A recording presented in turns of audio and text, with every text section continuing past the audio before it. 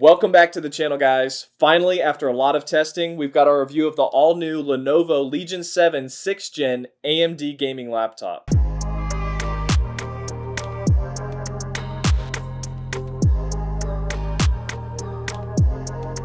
Now, we've already created a fun unboxing of this monster of a machine, but in this video, we're going to break down all the most important things that you need to be aware of before spending over $3,000 on a laptop. Is this maxed out version worth that extra cash? Or should you go with a slightly lower spec model to save a lot of money? We're going to be sharing with you our performance and gaming benchmarks, fan noise tests, design and build quality, display quality, review of the internals, heat tests, battery tests, some cool tips and tricks, and near the end, our top reasons that you should get this machine, as well as a few reasons that you might want to pass on this one. For a little over $3,000, we maxed out this machine with a Ryzen 9 5900HX 8-core processor. It's also got the highest GPU that you can get on a laptop, which is the NVIDIA GeForce RTX 3080 GPU, the highest TDP of 165 watts max graphics power. It's got a 16-inch 2560 by 1600 display with the coveted 16:10 aspect ratio, 165 Hz refresh rate, and G-Sync. The overall design of this laptop gives you the impression right off the bat that it's built with higher quality materials than the other gaming laptops that I've tested. It's made out of anodized sandblasted aluminum and really does feel premium in your hands. When it's off, it feels slightly cold to the touch, and when it's on, it also doesn't get too hot. They've strategically placed the logo off to the side, unlike other gaming laptops that just slap a large one right there in the middle. I actually like the placement and sizing here, and with the smooth negative space on the rest of the lid, aesthetically, it feels pretty well balanced.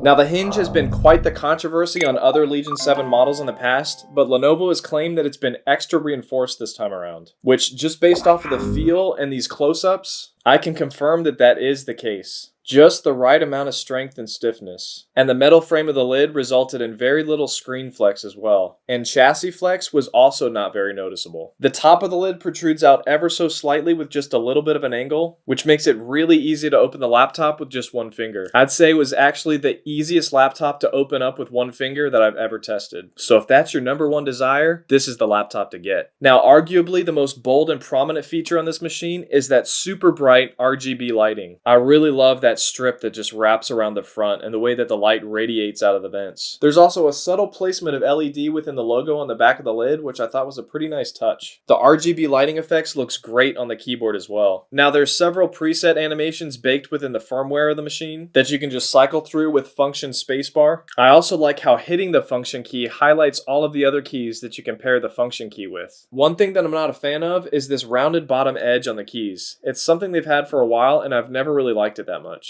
Now, the feel of this true type keyboard though, it's really comfortable to type on. Pretty decent travel distance, which almost has a mechanical keyboard feel. A lot quieter and much more discreet than a mechanical keyboard though.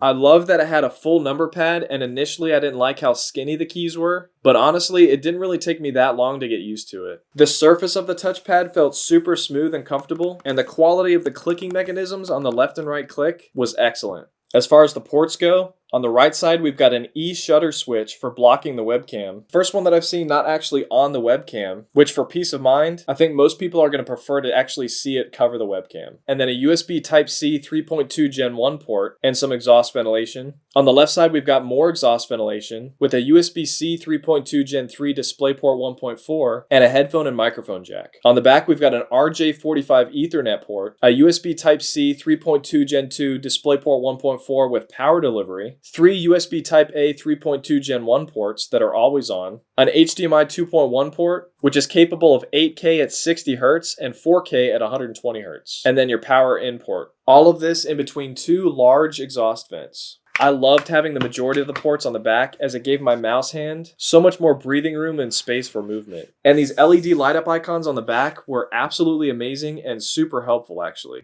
You can see our two fans right here, our removable Wi-Fi card, our NVMe PCIe Gen 3 X4 SSD card with a slot over here for an additional one. And then next to that, our 80 watt-hour battery, surrounded by two tiny little speakers. And then last but certainly not least, our two RAM slots there in the middle. Thankfully, the RAM that Lenovo included is the single rank, double-sided X8 RAM. So how well did this battery actually perform? At 50% brightness in battery saver mode, we got 4 hours and 20 minutes of HD streaming. Idle and web surfing, we got 7 hours. And with gaming, just don't game in battery mode. It caps you out at 30 frames per second, and you only get 1 hour before the battery dies. Now, recharging was pretty impressive though, as it only took about 1 hour and 15 minutes to recharge back to 100% with rapid charge on. Now, there is one program you'll need to disable for optimum battery life, and we'll talk about that here in a little bit. Now, as far as display quality, the brightness of the display was an impressive 508 nits, so it looked great in all lighting environments. And that 100% sRGB looked fantastic. While the colors looked great, if you're going to be using this machine primarily for print graphics, that 79% Adobe RGB that it tested at won't exactly get you the most accurate, consistent results from screen to paper. For most people though, having a screen with 100% Adobe RGB is not necessary or really even that noticeable. Alright, so for thermals, this new Cold Front 3.0 cooling technology, did it do an adequate job keeping temps down?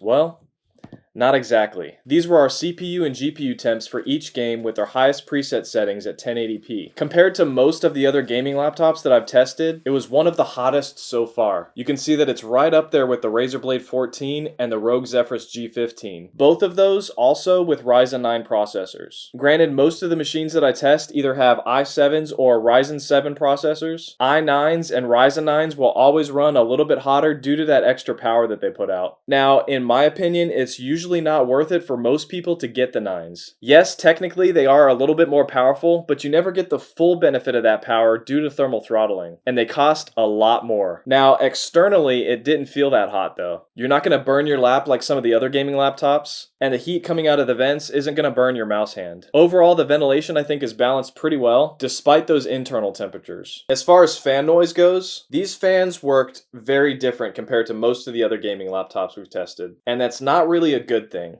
It's not that they were loud, it's just the fact that we weren't given complete control over them. Custom fan controls are something that most gamers expect and want to have. This machine only gives you 3 different thermal profiles. In quiet fan mode, the fans were barely audible at 42 decibels. When gaming in balanced mode, we got 48 decibels. And in performance mode, we only got 50 decibels. Which was the quietest fans that we experienced, but I could tell that that's because the fans weren't working as hard as they could have. I know a lot of gamers out there that just like to put the fans to full speed and just put headphones on. Unfortunately, that's not going to be an option on this one. So the most important part that everybody looks forward to is performance and gaming benchmarks. For Geekbench 5, we got a single core score of 1473 and a multi-core score of 8469 and a CUDA score of 146,770. Now, compared to the others, that's about average for single core, and my third highest for multi-core. For Cinebench R23, we got a multi-core score of 12,863 and a single core score of 1426. Also a pretty average single core score, but the second highest multi-core score. For 3D Mark, we got an overall score of 12,224, a graphics score of 12,729, and a CPU score of 9,983. This is the second highest overall 3D Mark score we got out of all the reviews we've done so far, right there behind the MSI GE76. And here's a few bonus Puget benchmark tests for all you creatives out there. Adobe Premiere scored 698, Adobe Photoshop scored a 966, Davinci Resolve got a 1033, which was fairly average compared to the others. And in Adobe Premiere and Davinci Resolve, scrubbing and 4K editing was buttery smooth. As far as gaming performance goes, it was pretty decent, although I did expect just a little bit more from a Ryzen 9 CPU. You can see it's just about average compared to the others, despite some of these being i7 CPUs. See below for my link in the description for my full benchmarks Google spreadsheet, containing full benchmarks for 13 different games, running tests at 3 different resolutions, 3 different quality settings, as well as overclocking. For the sound quality, despite the speakers not being that loud at roughly 80 decibels at maximum volume, they did sound pretty crisp. I was pleasantly surprised with the way the voices sounded, and those deeper frequencies, while not very loud, they didn't have that cheap hollow sound that a lot of other gaming laptops had. Moving on to the 720p webcam, we did do a few tests with that. One thing I didn't like is the fact that it doesn't have Windows Hello support, on top of the fact that there's no fingerprint scanner, so the only way you're going to be able to unlock this machine is with a passcode. In 2021, a computer that's this expensive, I would expect to have Windows Hello. And here's the audio and video quality of that webcam and microphone. Pretty much on par with other gaming laptops. Nothing too impressive, but it gets the job done.